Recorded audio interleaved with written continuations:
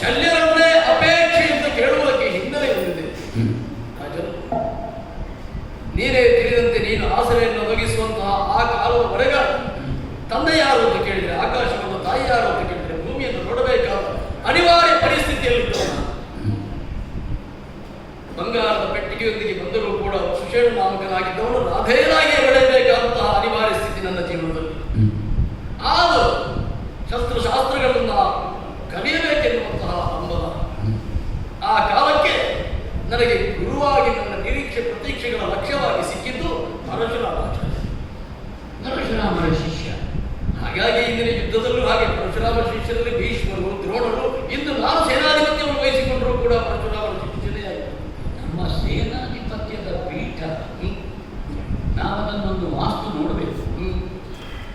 ಆ ಕಿರೀಟದ ಯಾಕೆಂದ್ರೆ ಮೊದಲ ಸೇನಾಧಿಪತಿಗಳು ಪರಶುರಾಮನ ಶಿಷ್ಯ, ಎರಡನೇ ಸೇನಾಧಿಪತಿಗಳಾದಂತಹ ದ್ರೋಣರು ನೇರ ಪರಶುರಾಮನ ಶಿಷ್ಯ ಅಲ್ಲ, ಅಗ್ನಿವೇಶನ ಶಿಷ್ಯ. ಆದರೆ ಬಡತನದ ಬೇಗೆಯಲ್ಲಿ ಇರುವಾಗ ಸರ್ವನಿವೇದಕ ಯಜ್ಞವನ್ನು ಮಹೇಂದ್ರಾಚಾರ್ಯದಲ್ಲಿ ತೊಡಗಿದಾಗ ಇವರು ಹೋದದ್ದು ಹೊಟ್ಟೆ ಹಸಿರಿಗೆ ಅಂತ ಸಿಗ್ತದೆ. ಆದರೆ ಇವರು ಹೋಗುವಾಗ ಎಲ್ಲ ದಾನ ಮಾಡಿ ಮುಗಿಯಿತು, ನನ್ನ ಹತ್ರ ಅಸ್ತ್ರ ಗ್ರಾಮ ಮಾತ್ರ ಉಂಟು, ಆದೀತು ಅಸ್ತ್ರಗಳನ್ನು ಧನುರ್ವೇದವನ್ನು ಕೊಟ್ಟರು, ನಮಗೆ ಉಪಯೋಗಕ್ಕೆ ಬಂತು. ನೀನು ಪರಶುರಾಮನ ಶಿಷ್ಯ, ಶಸ್ತ್ರಾಸ್ತ್ರಗಳನ್ನು ಕಲಿಯಬೇಕೆನ್ನುವಂತಹ ಹಪಹಪಿಕೆ ನಿನ್ನಲ್ಲಿ ಅಂತಸ್ಥವಾಗಿದ್ದ ಗಾತ್ರ ಕ್ಷತ್ರಿಯರಿಗೆ ಕಲಿಸುವುದಿಲ್ಲ, ಕೇವಲ ಬ್ರಾಹ್ಮಣರಿಗೆ ಮಾತ್ರ ಕಲಿಸುವುದು ಎನ್ನುವಂತಹ ಆ ಪರಶುರಾಮರ ಸಂಕಲ್ಪ. ಆದರೆ ಅವರ ಸಂಕಲ್ಪ ಭೀಷ್ಮರಿಗೆ ಕಲಿಸಿದ ಕಾರಣ ಬಿದ್ದೋಯ್ತು. ಜಾತಿ ಗೊತ್ತಿಲ್ಲದಲ್ಲ, ಹೇಳುವಾಗ ನನ್ನ ವಿವಿಧ ಜಾತಿಗಳಿಂದ ಗುರುತಿಸಿದ್ರು, ಜಾತಿ ಗೊತ್ತಿಲ್ಲದ ಹೇಳುವವನಿಗೆ ಅದೊಂದು ಸರಿ ಗೊತ್ತುಂಟಲ್ಲ, ಮೊದಲು ತಿಳ್ಕೊಳ್ಳಿ. ಬಾಕಿದ್ದವನಂತ ಅವನೇ ಹೆಚ್ಚಕ್ಕೆ. ನಮ್ಮ ದೇಶ ಹಾಳಾದ್ರೆ ಜಾತಿ, ವರ್ಗ, ವರ್ಣ ಇದರ ಸಂಶೋಧನೆಯಲ್ಲೇ ತೊಡಗಿದ್ರು. ಬಡವರ ಹೊಟ್ಟೆಗೆ ಏನು ಕೊಡಬೇಕು ಅಂತ ಯಾರು ನೋಡಲಿಲ್ಲ. ನಿಜ ಅರ್ಥದ ವಿದ್ಯಾರ್ಥಿಯಾಗಿ ಪರಶುರಾಮರ ಮುಂಗಡೆಯಲ್ಲಿ ಕೈ ಚಾಚಿ ನಿಂತೆ ನನ್ನನ್ನು ನೋಡಿದ್ರು. ನೋಡಿದ ಕ್ಷಣದಲ್ಲಿ ನಿರಾಕರಿಸಲಿಲ್ಲ.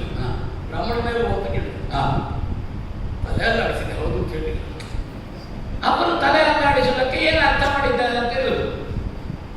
ನನ್ನನ್ನು ಶಿಷ್ಯರನ್ನಾಗಿ ಸ್ವೀಕರಿಸಿದ್ರು. ಕೆಲವರು ಹೀಗೆ ಮಾಡಿದ್ರೆ ಬೇಡ ಬೇಡ ಅರ್ಥ ಏನು, ಹೌದಾ ಹೊಟ್ಟೆ ತುಂಬ ಆಗಿದೆ ಅಂತ ಅರ್ಥ. ಹಾಗೆ ಹೌದು. ಕೆಲವರು ಹೀಗೆ ಮಾಡಿದ್ರೆ ಅವರು ಹತ್ರ ಬಾ ಅಂತ ಹೇಳಿದ್ದಾರೆ, ಹೊರತು ಮತ್ತೊಬ್ಬ ಹೇಳ್ತಾನೆ ಹತ್ರ ಬಾ ಅಂತ ಹೇಳಿದ್ದಲ್ಲ, ಇನ್ನು ಒಂದು ಸ್ವಲ್ಪ ಇರ್ಲಿ ಅನ್ನ ಅಂತ ಹೇಳಿದ್ದಿರ್ತಲ್ಲ. ಹಾಗೆ ಇದೆರಡೂ ಆಗೋದು ಹೀಗುಂಟು. ಅದು ಅವರವರ ಊರಿನಲ್ಲಿ ಅಭಿನಯಕ್ಕೆ ಹೇಗೆ ಅಂತ ಇರುವುದಕ್ಕೆ ಹೀಗೆ ಮಾಡಿದ್ರೆ ಎಲ್ಲ ಭಾಷೆಯಲ್ಲಿ ಮನಗುವುದು ಅಂತೂ ನನ್ನನ್ನು ಶಿಷ್ಯರನ್ನಾಗಿ ಒಪ್ಪಿಕೊಂಡರು. ಪರಶುರಾಮರ ಧನ್ಯತೆಯಲ್ಲಿದ್ದವನ ದಿಕ್ಕು ದೆಸೆಯಿಲ್ಲದೆ ಹೋಗುತ್ತಿರುವಂತಹ ನನ್ನ ಜೀವನಕ್ಕೊಂದು ನಿರ್ದಿಷ್ಟವಾದ ಪಥ ದೊರಕಿತಲ್ಲ ಅಂತ ಸಂತುಷ್ಟರಾಗಿ ವಿದ್ಯಾಭ್ಯಾಸವನ್ನು ಪ್ರಾಮಾಣಿಕವಾಗಿ ಮಾಡಿದಲ್ಲ. ನನಗೆಲ್ಲ ಶಸ್ತ್ರಶಾಸ್ತ್ರಗಳನ್ನು ಕಲಿಸಿದವರೇ ಇದ್ದಾರೆ. ನನ್ನ ಕುರಿತಾದಂತಹ ಅತ್ಯಂತ ಆಪ್ತತೆಯನ್ನು ಹೊಂದಿದಂತಹ ಆ ಪರಶುರಾಮಾಚಾರ್ಯರು ಅನುದಿನವೂ ಆಶ್ರಯಿಸಿದ ನಿಜವಾದ ಶಿಷ್ಯನನ್ನಾಗಿ ನನ್ನನ್ನು ಕಂಡುಕೊಂಡರು. ಒಂದು ದಿನ ವಿಶ್ರಾಂತಿಯನ್ನು ಬಯಸಿದಂತಹ ಪರಶುರಾಮರಿಗೆ ಆಸರೆಯಾಗಿ ನನ್ನ ತೊಡೆಯನ್ನು ಕೇಳಿದೆ. ನನ್ನ ಜೀವನದ ಭಾವನೆಯ ಧನ್ಯ ಕ್ಷಣ ಇದು ಎಂದು ತಿಳಿದೆ. ಪರಶುರಾಮರಂತವರಿಗೆ ಅನೇಕ ಕ್ಷತ್ರಿಯರ ತಲೆ ಕಡಿದಂತಹ ಪರಶುರಾಮರ ತಲೆಗೊಂದು ಆಶ್ರಯ ಆಗಿದ್ದಂತಹ ನನ್ನ ತೊಡೆ ಸುಖವಾಗಿ ಮಲಗಿದಂತಹ ಪರಶುರಾಮರನ್ನು ನೋಡಿ ಜೀವನದ ಧನ್ಯತೆಯ ಕ್ಷಣ ಇದು ಎಂದು ತಿಳಿದುಕೊಂಡ ಮಹಾ ತಪಸ್ವಿಗಳಿಗೆ ದೊರಕಬಹುದಾದಂತಹ ಸಾರ್ಥಕ ಕ್ಷಣ ನನ್ನ ಜೀವನದಲ್ಲಿ ದೊರಕಿದ್ದಲ್ಲ. ಹಿಂದಿನ ನೋವುಗಳನ್ನೆಲ್ಲ ಮರೆತು ಪರಶುರಾಮಾಚಾರ್ಯರು ಸುಖನಿದ್ರೆಯನ್ನೇ ನಿಜಾರ್ಥದಲ್ಲಿ ಅನುಭವಿಸುತ್ತಾ ಒಮ್ಮಿಂದೊಮ್ಮೆಲೆ ತೊಡೆಯಲ್ಲಿ ಅತೀವವಾದಂತಹ ವೇದನೆ. ಅವರಿಗೆ ನಿದ್ರೆಗೆ ಭಂಗವಾಗದಂತೆ ಬಗ್ಗಿ ನೋಡಿದರೆ ವಜ್ರದುಂಬಿಯೊಂದು ನನ್ನ ತೊಡೆಯನ್ನು ಕೊರೆಯುತ್ತಾ ಇತ್ತು. ಅತ್ಯಂತ ಪರೀಕ್ಷೆಯ ಕಾಲ ನನಗೆ. ವಜ್ರದುಂಬಿಯನ್ನು ಅದು ಈ ತೆಂಗಿನ ಮರದ ಅದಕ್ಕೆ ತೆಂಗಿನ ಮರ ತೊಡೆ ಕೇಳಿದ್ರು. ಇದು ಕಾಸರಕನ ಮರ ಅಲ್ಲ, ತೆಂಗಿನ ಮರ ಅಂತ ಅದಕ್ಕೆ ಗೊತ್ತಾಯ್ತು. ಕಲ್ಪವೃಕ್ಷಕ್ಕೆ ಸರಿಸಮನಾದಂತಹ ತೊಡೆ ಆಗ್ತದೆ ಇದು ಅಂತ ಎಣಿಸಿರಬೇಕು. ಯಾಕೆ ಮತ್ತೆ ಗೊತ್ತಾಯ್ತು, ಕಲ್ಪವೃಕ್ಷ ಇರುವ ನಾಡಿನಿಂದಲೇ ಬಂದ ದುಂಬಿ ಅದು. ಕೊರೆದು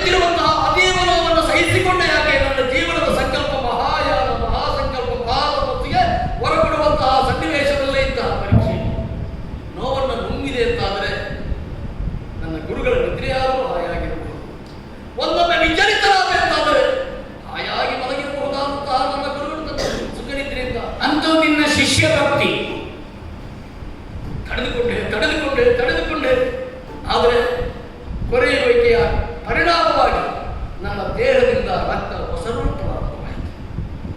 ಒಸರಿದಂತಹ ನೆತ್ತರು ಗುರುಗಳ ಮಧ್ಯೆಯಿಂದ ಸೂಚಿರಬೇಕು. ಒಮ್ಮಿಂದೊಮ್ಮೆಲೆ ಶೀತಲವಾದಂತಹ ಸ್ಪರ್ಶದಿಂದ ಎಚ್ಚೆತ್ತಂತಹ ಗುರುಗಳು ನನ್ನ ಮುಖವನ್ನು ನೋಡಿದರು, ಎತ್ತರವನ್ನು ಗಮನಿಸಿದರು, ದುಂಬಿಯ ಗಾತ್ರವನ್ನು ಗಮನಿಸಿದರು. ಇಷ್ಟು ಕಠೋರವಾದಂತಹ ನೋವನ್ನು ಸಹಿಸಿಕೊಂಡೇ ನೀನು ಇಷ್ಟು ನೋವನ್ನು ಸಹಿಸಿಕೊಂಡಿರಬೇಕು ಅಂತಾದರೆ ನೀನು ಬ್ರಾಹ್ಮಣನಲ್ಲ, ಕ್ಷತ್ರಿಯನೇ ಇರಬೇಕು. ನೋವಿನಲ್ಲೂ ಸಂತೋಷ ಆಯಿತು. ನನಗೆ ಜಾತಿ ಗೊತ್ತಿಲ್ಲದ ನನಗೆ ನಾನು ಕ್ಷತ್ರಿಯ ಅಂತ ಪರಶುರಾಮರು ಹೇಳಿದ್ರಲ್ಲ. ನಿನ್ನಲ್ಲಿ ಸೋಲು ಕಂಡನ್ನ ಭಾವುತನ ಯಾರಾದರೂ ಶಾಸ್ತ್ರಕ್ಕೆ ಭೂಷಣ ಅಲ್ಲ ಕರ್ಣ, ಯುದ್ಧಕ್ಕೆ ನಾನು ಹೊರಡುವುದು ಭಾವುತನದ ಕರ್ತ. ನಾನಿದ್ದದ್ದು ಎಳವೆ ಈಗಲ್ಲ. ಈಗ ನೀನು ಅದನ್ನೇ ಕ್ಷತ್ರಿಯನಾದನು, ಜಾತಿಯೇ ಗೊತ್ತಿಲ್ಲದಿದ್ದರೆ ಭಾವುಕನಾಗಿ ನಾನು ಯಾರ ಮಗ ಅಂತ ಕೇಳಿದೀಯಾ? ಕ್ಷತ್ರಿಯ ನೀನು ಕೇಳಿದಾಗ ಕ್ಷತ್ರಿಯರಂತ ಹೇಳಬೇಕು, ಕೇಳಬೇಡ. ನೀನು ಅಪ್ಪ ಯಾರು ಅಮ್ಮ ಯಾರು ಅಂತ ಗೊತ್ತಿಲ್ಲ. ಗುರುಗಳೇ ನನ್ನ ಅಪ್ಪ ಯಾರು ಅಮ್ಮ ಯಾರು ಹೇಳಿ. ಮತ್ತೆ ಜುಟ್ಟು ತುಳಿಯುವ ಮತ್ತೆ ತುಳಿಯುವ ನೀರಿನಲ್ಲಿ ಅದಕ್ಕೊಂದು ವ್ಯವಧಾನ ಅಂತ ಬೇಡ. ಒಮ್ಮಿಂದೊಮ್ಮೆಲೆ ಸುಖ ವಿಶ್ರಾಂತಿಯಲ್ಲಿದ್ದಂತಹ ಪರಶುರಾಮರು ನನ್ನನ್ನು ನೋಡಿ ಗದರಿಸಿ ಮಾತಾಡ್ತಾರೆ ಅಂತಾದ್ರೆ ಕೇಳುವ ಧೈರ್ಯ ಬಂದಿತ್ತು. ಗದರಿಸಿದ್ರ? ಅವರ ಕಣ್ಣಿನಲ್ಲೇ ಗೊತ್ತಾಗುತ್ತಿಲ್ಲ. ಬ್ರಾಹ್ಮಣನಲ್ಲ ನೀನು ಕೇಳಿದ್ರೆ ಸುಳ್ಳು ಹೇಳಿದ್ದೇನು ಆಕ್ಷೇಪದ ಅರ್ಥವೇ ಆರೋಪವಾಗಿ ಬಂದದ್ದು. ನೀನು ಸುಳ್ಳು ಹೇಳಿದ್ದಿ ಅಂತ ನಿನಗೆ ಸತ್ಯ ಗೊತ್ತಾಯ್ತು. ಅವರಿಗೆ ಗೊತ್ತಾಯ್ತು. ಅವರಿಗೆ ಕ್ಷತ್ರಿಯ ಅಂತ ಹೇಳಿದ್ರಲ್ಲ, ಸಮಾಧಾನ ಪಟ್ಟುಕೊಂಡೆ. ಗುರುಗಳು ಹೇಳಿದ್ರಿಂದ ಕ್ಷತ್ರಿಯ ಇರಬೇಕು. ಆ ಕ್ಷಣದಲ್ಲಿಯೇ ಇಲ್ಲಿ ನೀನು ಹೇಳಿದಾಗೆ ಪ್ರಶ್ನೆಯನ್ನು ಕೇಳಲು ಬಂದಿತ್ತು ಎಂದು ಆ ಕ್ಷಣದಲ್ಲಿಯೇ ಮರು ಗಳಿಗೆಯಲ್ಲೇ ಈ ಕ್ಷಣದವರೆಗೆ ನನ್ನಲ್ಲಿ ಸುಳ್ಳನ್ನು ಹೇಳಿ ವಿದ್ಯಾಭ್ಯಾಸ ಮಾಡಿದ್ರಿಂದ ನೀನು ಕಲಿತಿರಬಹುದಾದಂತಹ ಸಮಸ್ತ ವಿದ್ಯೆಯು ಶಸ್ತ್ರಾದಿಗಳು ಸಕಾಲದಲ್ಲಿ ನಿನಗೆ ಹೋಗಲಿ ಚಾಲುಗೊಂಡು.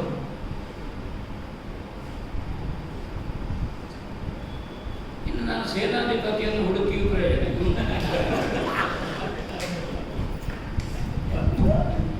ಎಣ್ಣೆ ಬರುವಾಗ ದಾಣ ಫ್ರೀ, ನಿನಗೆ ಸಿಗುವಾಗ ಜಂತಿ ತುಂಡಾಯಿತು.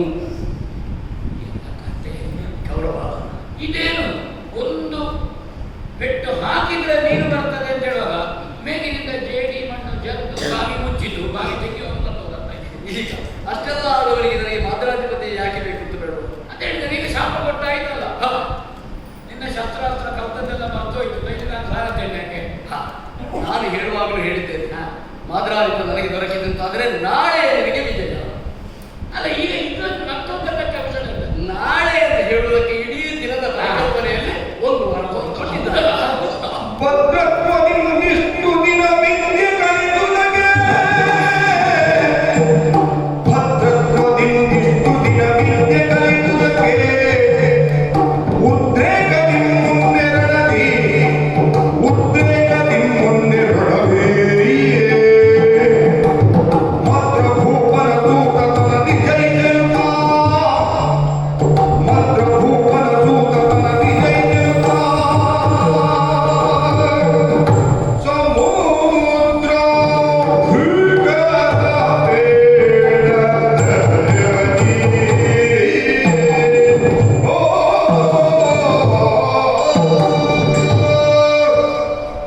ಪರಶುರಾಮ ಭರವಸೆ ಉಂಟು ನನಗೆ.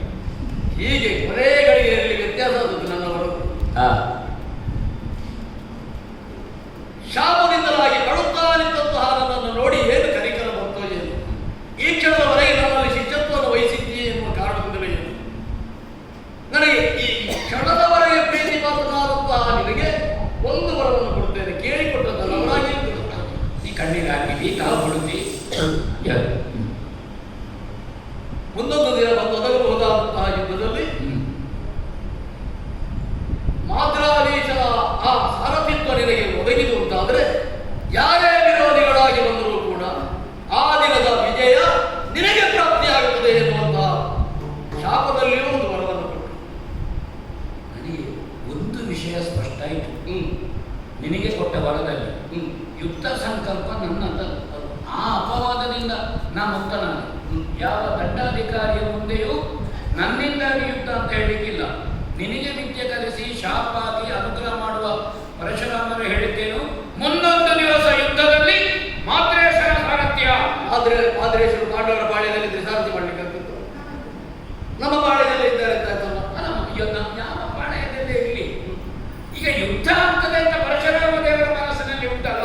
ಮತ್ತೆ ನನ್ನನ್ನು ಆಕ್ಷೇಪಿಸುವವರು ಆಕ್ಷೇಪ